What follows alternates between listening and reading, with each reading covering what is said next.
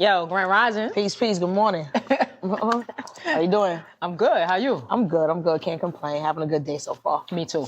Yeah. Productive. I love coming in and doing doing our thing. Yeah, same here. Yeah, appreciate it. So today's topic is social emotional development as it relates to shame. That's a good topic. That's a good topic. That's a great topic. Yeah. Let's do it. All right. And it actually came out of two separate topics that when we were talking, he was like, let's do something about shame. And I was like, oh, that relates to social emotional. It falls right into it. Yeah. Mm-hmm. Yep. Well, I'm Mahogany. I'm Aisha. And this is Culture Currency. I said it. What culture? Is the value. You're so silly. You want to do that over or you want to keep it? It's up to you. I don't care. All right. I don't care more. I don't care more than you. I don't care. All the kids. Throw out the window. I don't give a. No. I start going crazy. I don't give a flying. Start going crazy. No. Start throwing them. Who don't care more than me? Yo. Yo, all right. That's funny. Mind your business. All right. All right. How you want to set this off? I guess I like when we start off with our definitions of stuff. I don't know if you want to define shame or social emotional development. Which one? Social emotional development. Okay. More people don't really understand the definition of that. Right. Shame. Right. So social emotional development is the process of learning to understand and manage emotions and forming relationships with others. Yep. And I'd just like to add that is exactly what it sounds like. Social emotional development, like Mahogany says. So it affects how we perceive ourselves and how we regulate. That perception. Yeah, that perception, how we regulate ourselves and how we interact. So that's the social part, how we interact with other people. And emotional development is how we regulate. And how we regulate our emotions, a lot stems from how we perceive ourselves. And that's how we act with other people. Everything so social emotional development is cut and dry. Yep. Yeah. And from the inside to the outside. Inside out. So I know that I wanted to speak about shame. You wanted to speak about the social emotional development. And we said they go together. How do you want to make the connection in this conversation? I think that the connection is going to organically be there. So we just jump right into it. We start talking. One thing about, I understand what you're asking me though. So I would start off with just saying shame, because when we think about social emotional development and how we perceive ourselves and how we regulate our emotions, when we go through instances or traumatic situations or daily lives or, different things that bring on the emotion of shame, how it's handled matters. Because then that determines our social and emotional state. Absolutely. So today we're talking about shame. So if shame is not handled in a productive way, in a restorative way, how does that affect our lives? So that's what we're talking about today. That brings me to a very deep situation in my world, in my life, where I felt shame and didn't know how to operate via that shame. And it caused me to be secretive in spaces that I should have been able to be outward in. Because it would have helped me in the long run. I'm going to go a little deep because I feel like having this discussion is going to help other people. It's giving me anxiety. What, me having this? Just the conversation, because it's so deep and it could go so deep. Yeah. It's not a nervous anxiety, but it's a deep feeling. It's a deep feeling. Yeah. So often we hear a lot of different reasonings behind different actions. Especially today, like this is not something new, but it's absolutely something that is more in the forefront today than it's ever been, which is sexual abuse, right? Often people ask, why didn't a person tell? Especially when it comes to whether it be a rape victim, whether it be a child molestation victim, all of these different levels, when it comes to a point where no one knew, and then all of a sudden it comes out years later, people often ask, like, why didn't they tell, right? And a lot of people say, oh, they were scared to tell. That's usually the biggest one that's spoken of, right? Is the fear of speaking up, because of maybe the status of the person, the relationship of the person, all of these different things, or that they were threatened, right? Or feeling like you were part of it. Feeling like you were part of it. That's very much another one, right? So there are all of these different reasons why people give to why they don't show up in a certain way when certain things happen. I had an experience as a child. I've already shared my story. I have a book out called Wounded, and a movie out called Wounded that actually discusses such a scenario, which is childhood sexual assault. And I never could relate to those conversations that were out there already, where people were like, I was scared to say this because of this. Right. I never felt that. Right. I had two different reasons why, for me, coming forth and saying something wasn't a thing. One of those reasons was me actually protecting the person who violated me. And the other was shame. I want to know about the protection. Why? So, I am a natural protector, right? And it's funny because as you get older, you start to understand that who you are shows up in different ways in different aspects of your life. This was a person in my family. I have background on the person. There are people in your life whose circumstances, whether they're older, younger, whatever, their relation to you, instead of love is more feeling sorry for. And this was one of those people. I felt sorry for him because of his circumstances. So me being protective in that moment as a young person, not understanding that my protection comes first, I protected that person versus protecting me. Got it. Right? The other part of it that goes under the umbrella of the shame is I was very powerful very early. And when I say that, I mean my standing in the world had a certain authority to it that the natural child of my age did not have. What you mean, in the world of what? I'm a martial artist. Today, I'm a master. I've been a black belt since I was 11, 12 years old. Being a child with rank in the space such as martial arts, there is levels to how you're dealt with and how you deal with. Yep. Right? So coming up, I was a child who was able to tell adults what to do. I was a child who was able to take off a dirty gi, a dirty, smelly gi, and say, fold that. And they had to do it. There's a certain level of power that you feel when you have that as an immature mind versus the mature mind who doesn't see. It's not a power thing. It's just like this is the system in which we operate. Right. But when a child gets a certain level of responsibility, it can be taken in different ways because it's being filtered through an immature mind. Yep. So my immature mind felt it as powerful, a very arrogant mindset, right?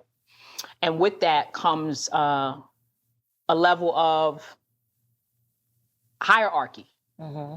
So when it comes down to being sexually assaulted, how does that happen to somebody so powerful, right? If you have that belief system, now the shame of, I allowed this to happen takes over. Yeah. Right? Yep. It's like, how can I say I'm this? Am I really this? Questioning everything about how you perceive yourself, because if I'm so powerful, how did this happen to me? If I'm so powerful, how did I let this happen to me? You're not logical. You're a child. So you're not thinking of the fact that this is an adult in comparison to you.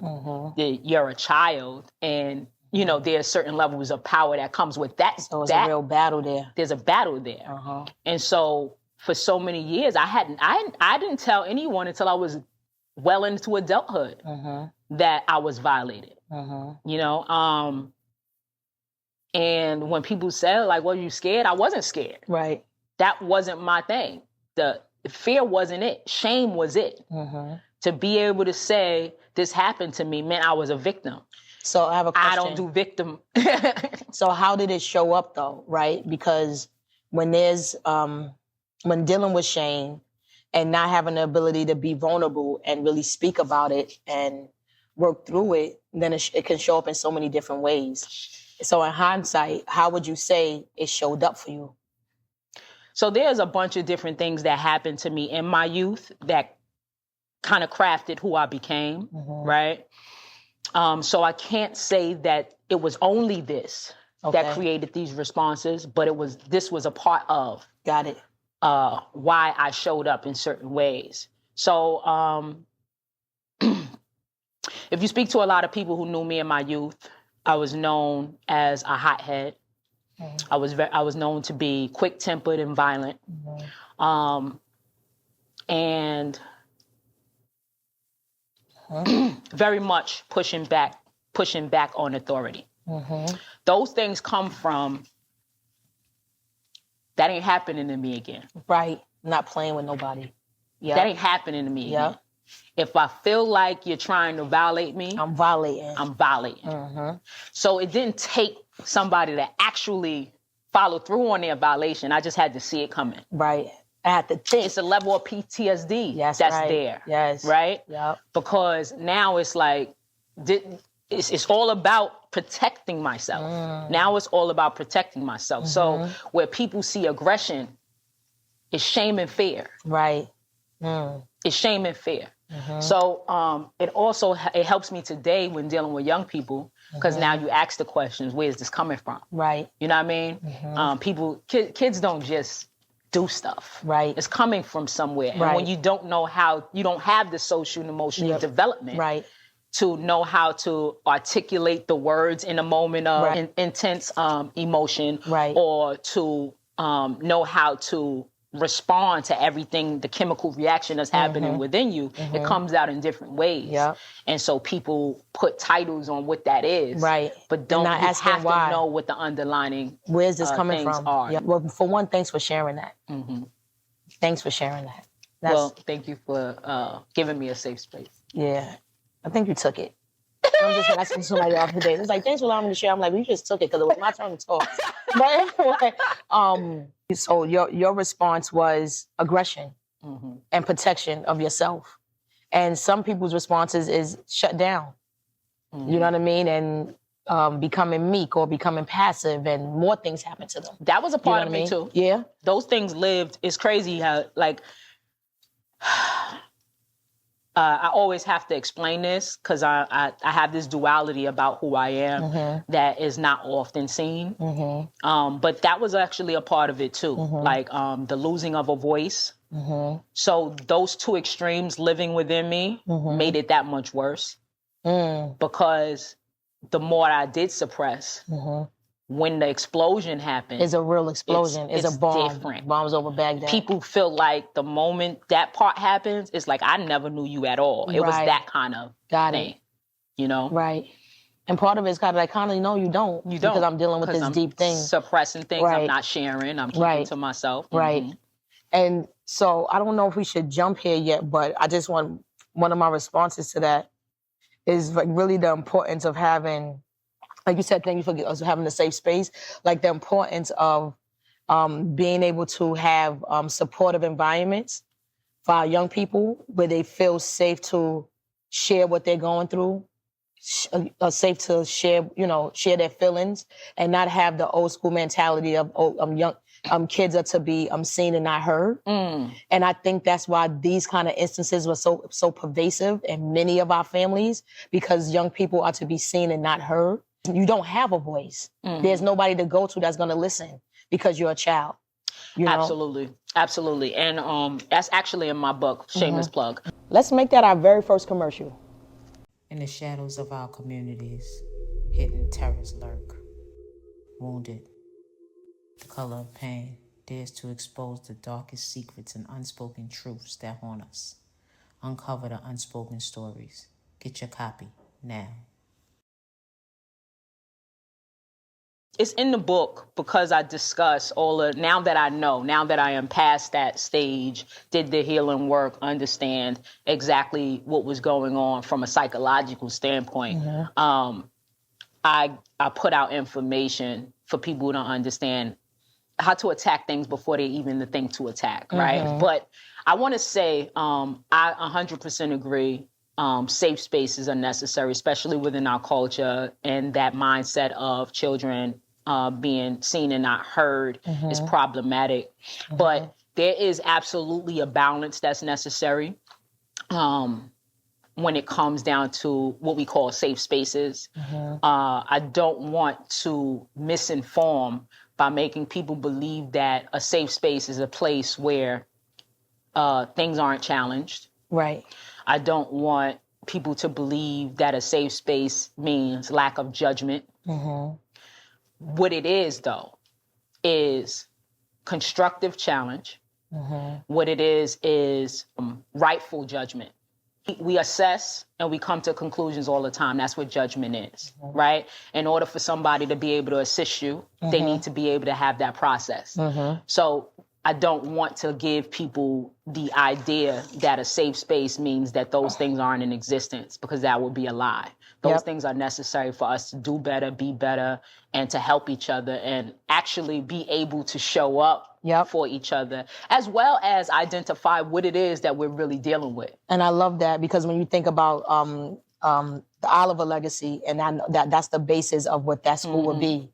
Right. And then when I think about the work of Dream, or we're talking about our life's work right here in what you're saying, because those are what you call restorative environments. They're not environments that are permissive where people can just get away with everything because it's a safe space and we can express ourselves and things of that nature. But it's a place where you're held accountable for any wrongdoing. You have to repair the community or repair relationships, right? Not that sometimes they won't be back the same, but that's okay, right? But it is a place where there's caring, there's empathy, and there's support.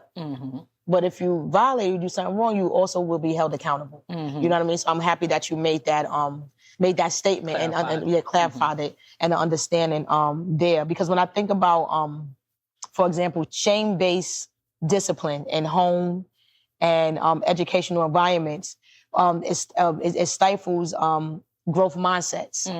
You know what I mean? Because where you are today, if you felt like you could be that vulnerable back then, but you have a resilience and you have a confidence. So there still was some type of support somewhere. Well, yeah, you know what I mean? Like we started off saying I'm a martial artist. Right, exactly. So right. That's a whole other community. Right. So although I didn't necessarily feel I can't even say I didn't have a safe space. I wasn't comfortable enough in my thought process to share what I was feeling within. Yeah. But I also was going to class, going to the dojo, and getting all of the affirmations necessary. You know what I mean? We go in there, we understand who's the best. Right. Us. Who's the best? Us. Why are we the best? We train the best to be the best. Right. I'm understanding these things, and that's how I'm applying that to my life.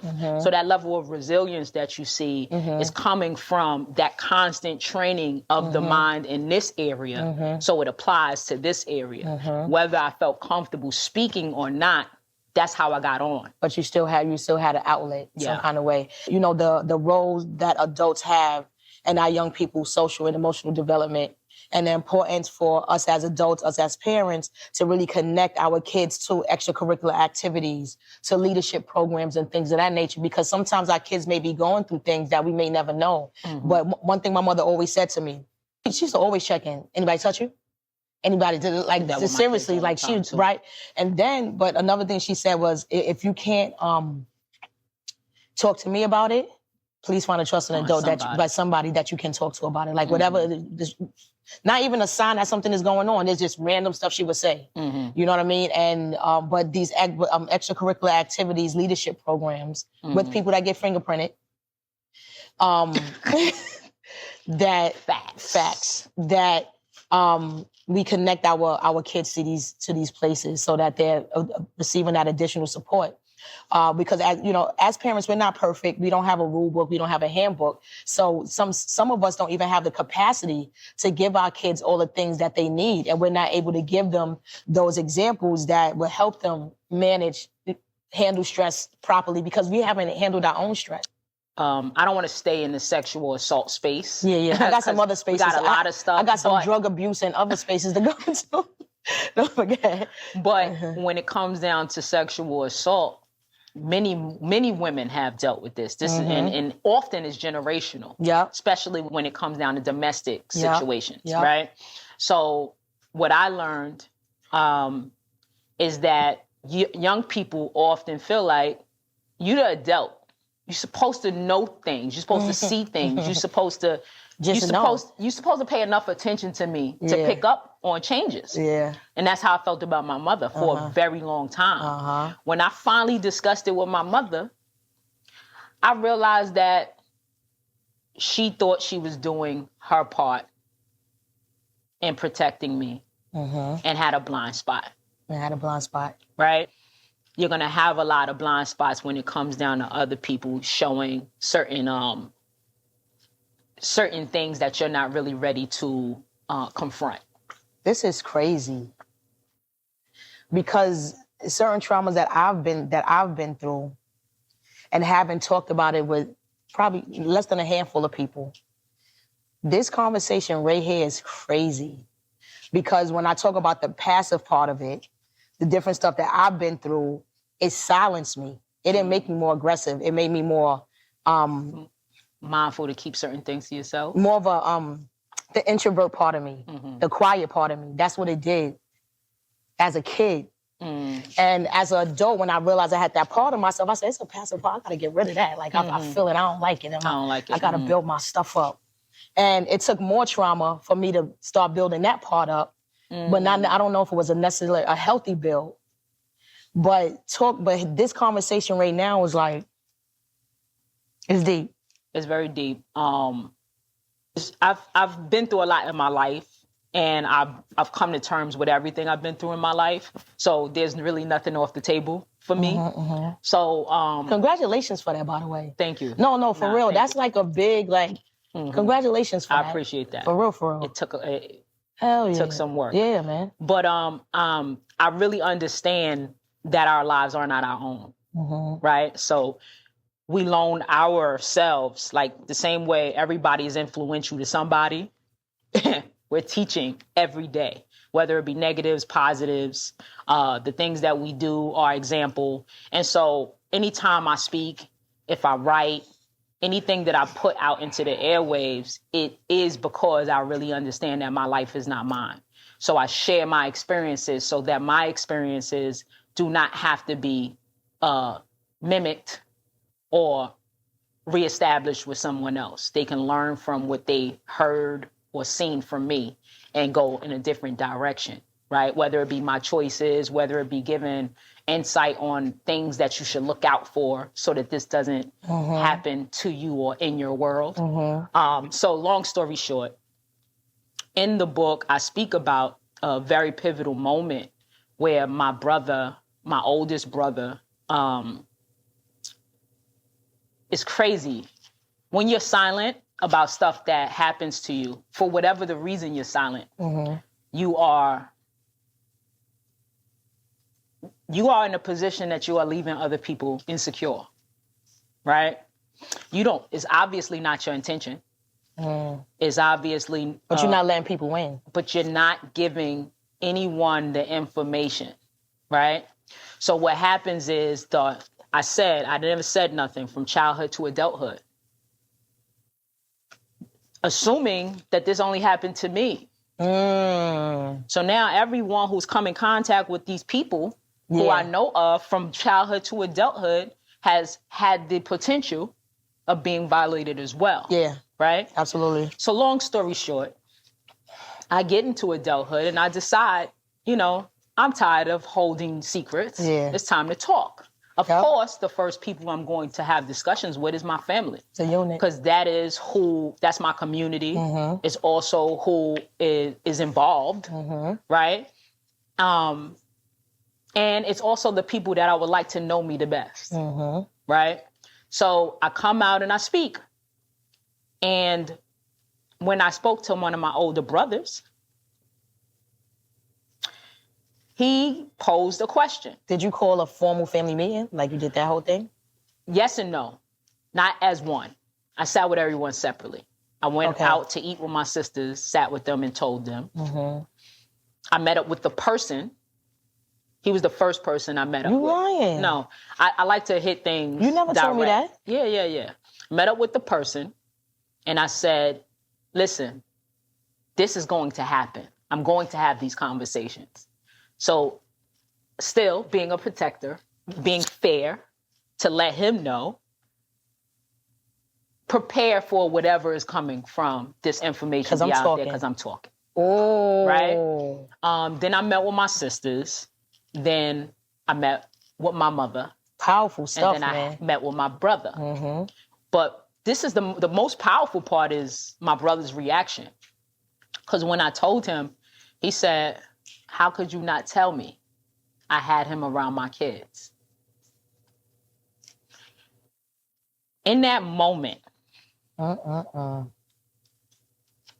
It sunk you, right? My gut. Yeah. Almost came out my ass.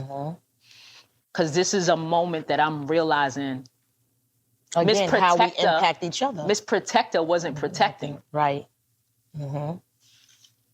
My nieces could have been naked because of me. They could have been vulnerable because of me. Did I put them in position? Project. Did I put them in position for them to have the same experience? Now, I was very mindful with my kids. Constant. On it. Constant. Spending nights out. It builds a paranoia. Yeah. No. Yep. No. Right. But your kids are not your only responsibility. Nope. So now my shame has allowed for so many other people to possibly have shame. So many other people to not have that social, emotional development that we're talking about. And that hurt like hell to hear that. That was the moment I made the decision to make this a grandiose thing. Oh, wow. Like I'm saying it loud for prevention for so many other people. Wow. Wow, how selfless. That's amazing. Amazing. That was, I'm listening to my big brother. I love him. Right. Asking me like, why you leave? Yeah, right. You leave us to the sharks. And I'm not okay with that. Right. That's crazy. Yeah. Yes, I was a child. Right. But at some point, you gotta get the picture. Right. Want some tissue? I'm good. I want to go back to the role that us as adults play in our young people's healthy development. It's really important that us as adults, that we demonstrate in our daily interactions with ourselves and our kids, empathy, what a safe space looks like, accountability, demonstrate healthy ways of handling stress, conflict, mistakes, and then showing what the strong moral character looks like. Just, you know, being honest, kindness, integrity, all of those kind of things. Like we have such a major job. The biggest job that we have as adults are being solid, rounded people. And if we're not that, who can we get, you know, connect our kids with to give them what we can't? You know, yeah, because it takes a super village. important. It definitely takes a village. Finding other people who can be that representation is important. Yep. But the most important is being that. Because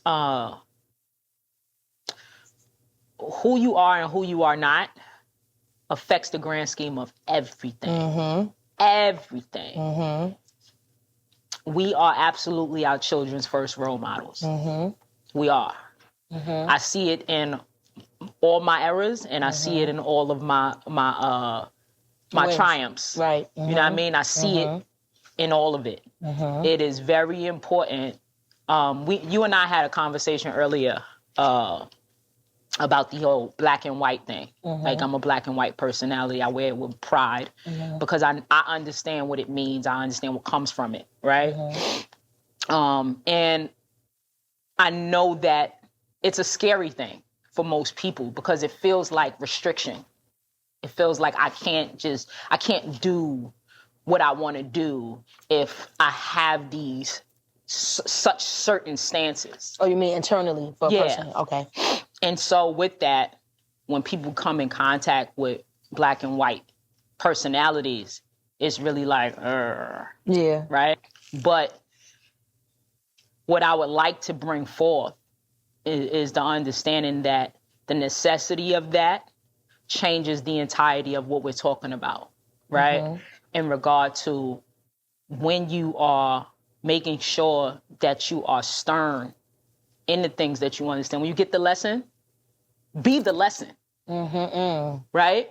I have had the benefit of the Creator showing me all my work, like showing me, like literally every step of the way, God has made sure I knew whatever carnage I left behind. So I had no choice but to see myself and say, I gotta take care of this. Yeah, clean that up. Right. So I say all that just to say, when we say be the change, that's a black and white statement.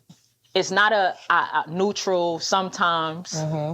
You have to say, I know this to be true. I'm standing on that. I know this not to be true. I'm standing on that. That gives our young people something to believe in. That gives them something to trust. That gives them something to follow. That gives them the ability to follow something that is of substance. Got you. You know what I mean? It gives them a structure. And as parents, if that's not the goal, I don't know what to say. I like how you said that, because I just think about so many examples of it. So basically, you're saying like being black and white is not being restrictive. Is having a stance on things. It's having a structure, and structure is very important, especially with young people. Structure is very important. Routines are important. You know, that's how we develop, and it's not about restriction at all. I wanted to talk about vulnerability. Brene Brown, her TED Talk on shame and vulnerability. You should check it out. And she was talking about how vulnerability is the core of shame and fear, not having it, but it's also the birthplace of love and belonging. Absolutely. I just had to write that down when I was watching it, and I'm like, damn, that's the duality of it. Yeah, because without it, you're stuck in this place, and with it, you open yourself up. Remember, I said you know what I mean? I said that in one of our discussions. You know what I mean? It gave me a level of freedom that I didn't know existed. Yeah, I can imagine. Now I can't tuck it away if I wanted to. Right. And I wouldn't want to. Yeah. Once you identify your mess, you know, and are courageous enough to confront it, work through it, and be the change, you ain't to be fucked with. So let me ask you something though, because we started this off with social emotional development as it relates to shame. But you said you got to adulthood and decided that you wanted to do this thing. You assertively address the person that caused the harm. Let them know what your actions are going to be. And then you spoke to your community. Can you make clear for me again what got you to that point? Was it your emotional development as an adult? Like how can a young person get there? That's a lot what you did. That's a hell of a lot. I don't think that everybody is going to have the same blueprint in regard to how you get there. Right, agree, right. But it all falls back on my principles, right? Even though at the time I didn't know, I didn't yet put a name to my principles. I was living, right? But if you were interacting with me, you probably knew what my principle was. You knew what I didn't stand for, what I did. You know what I mean? You just didn't know the why. When you're young, you just don't really put a title to it. Right. You're just being. Yep. Right? Like I said, when my brother asked me that question, it questioned my integrity. And that's one of your values. That's my largest value. Yep. It was me seeing me. Like, oh, so you talking it, but you're not really that. You said you were a protector, but you ain't protecting nobody but yourself in this moment. But my question was, how did you get there? Because you talk, that's the conversation that you had with your brother. What led you to the conversation? What made you say, I'm dealing with this? I was just tired. I don't know if you remember, there was a time in our friendship before we disconnected that I had already gotten to a place where I was doing the work and I wanted to know how the people around me see me. Yes. And I came to you and I said, yo, I got some questions for you and I want you to, like, don't worry about how I feel about it. Like, I want truth. I did that with you. I did that with my mate at the time. I did that with my children. I did it with everybody that I cared for. Because, let's be honest, people who don't know me can't really, you don't have enough information to give me insight on me. But the people who are close to me or seeing me on a regular basis, you see what's behind the curtain. Right. I need to know what's behind the curtain that I don't see, because we all run around, and I was one of them. Nobody could tell me about me. I know me better than anybody.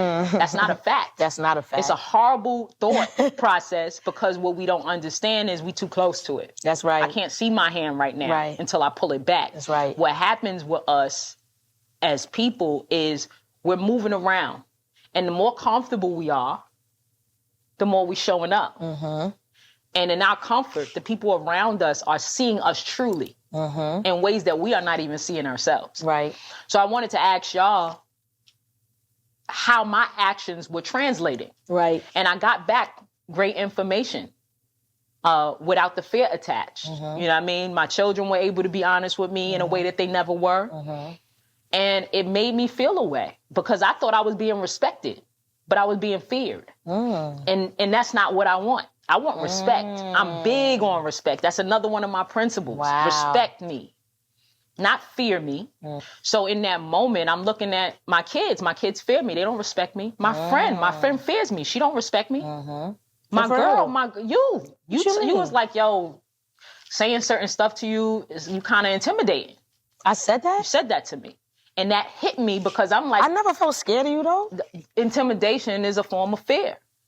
You know what I mean? It might not be fearing me, but it could be fearing the response of me. Okay, all right. You understand what I'm saying? Yeah. How I'm going to react to things. Yeah. You understand what I'm saying? Absolutely. Because that was the common conversation with everybody. That's true. And I didn't like that. I'm like, they fear And you didn't me. see that in yourself at all? No, I didn't.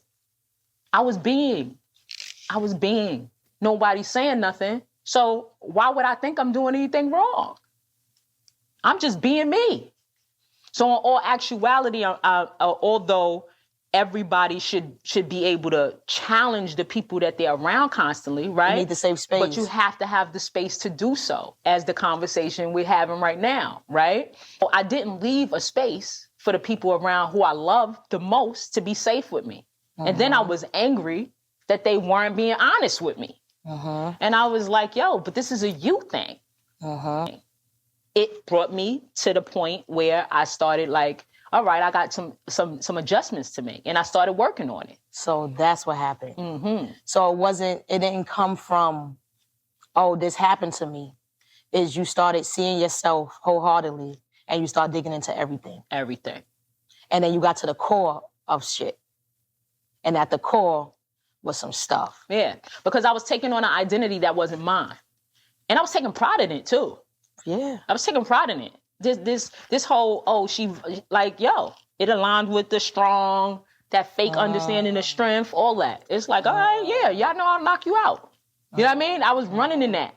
And you out in the world looking crazy. And how many of us is running around in the world like that? With fear, with shame, and it looks like tough. It looks like I got it together, but really, no, yeah. My question to everybody is, how many of us are drowning and we don't know it? Or how many of us are drowning and we know it, but we don't see it as drowning?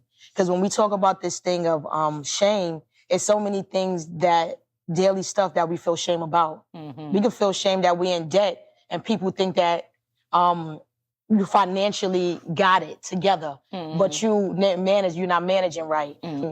It's like we deal with shame every day. And it's very important that we really pay attention, even as adults, to our social, to our emotional development, how we care for ourselves, how we have empathy for ourselves, and the importance of vulnerability. Yeah. You know what I mean? And finding the folks that you can be that with. Stop shaming each other for being vulnerable. Right. Stop shaming each other for wanting to show up. Right. You know what I mean? Because in our culture, that's a big thing. I want to say something. I got to shout out somebody because I wrote you down right here. One thing when I was looking at the TED Talk and I'm like the vulnerability, I put my heart on, like you walked into it. Appreciate you. And I'm thinking about, I have a huge family, but I'm thinking about one of my aunts.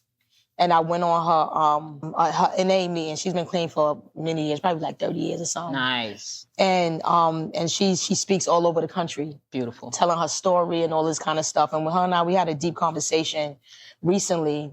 And when she was telling me all the things that she's gone through, and she didn't have the proper emotional regulation, the skills to get through it. And because of it, it led to toxic shame and self-destructive behavior that showed up as drug abuse. And I'm sure depression. That you have the trauma, right? And then you have a way that you deal with the trauma. And then sometimes the way you deal with the trauma leads to the shame. Like, damn, I did this. Yeah. You keep doing it. Yeah. And then I'm always going to be this. And now I can't get out of it. You know what I mean? So I just want to say big shout out to all of the people that have done the work, that have walked through their shame, that whether they had support of community or themselves helped to, assure their own social and emotional development and bold enough to tell their stories. Yes. Big up to all of y'all. You know what I mean? Because that's not something that everybody is prepared to do, will do, or will ever do. But one thing I always say is that if you can't be honest with everybody, the most important thing you could do is be honest with yourself. Mm-hmm. You know what I mean? Even if you have to talk yourself through it, and try to figure things out. Social emotional development is a real thing and is the core of our existence. Let's go to a commercial. Has there ever been a time that he made you feel uncomfortable? Just the time he went to pee while I was in the shower. She acts like this every time his name comes up. There has to be something. They say that Black people need to stick together, but there are many steps between separation and unity. Let's start with the skeletons within the family closet. You want to be careful, not to be confused. Your uncle loved you girls and was there for you when your daddy wasn't. Ask her. Ask me what? What brings you here? Did you touch my daughters? That's what I'm here to know. Watch now. I really advocate for people doing the work to figure out who they are, who they really are, not who they've become via trauma, not who they've become via the words of others and different things, but who they are what their placement is here on earth and living in it. And then not being ashamed to talk about it because you are the blueprint for somebody else. And parents, they need your help. Get them in those art programs, those sports programs, those journalism programs, so they can have safe spaces to express themselves. Yo, make sure they're in debate programs, advocacy programs. Yep. I need these young people to know how to articulate themselves, how to express themselves, how to advocate for themselves, how to advocate even in an emotional state, speak up, have a voice, be confident in their voice. That is absolutely going to help them in the emotional development stage because these kids are suppressed a lot. And so the more you suppress them, the less likely it is for them to know who they are. So how are they going to show up as who they are? Yeah. It's our responsibility to put them in a position to win. We'll definitely have some links that you could click on. Definitely get the Wounded book. Check out Brene Brown's TED Talk. We'll also drop a link about social emotional development and where you could find that information. That was a great conversation. Yeah, I agree. That was a great. I ain't afraid of you. Oh, that's fun. I'm sitting here, right? Yo, you saying serious stuff. I'm like, you wanted to do it? Put her in a headlock. And I said, you should get serious. Fix your face. Is it a good time? Because the face don't match what she's saying. You like, it's sad. I'm like. Go ahead. Yo, something wrong with you, man. Now y'all see what I got to say. I'm Mahogany. I'm E.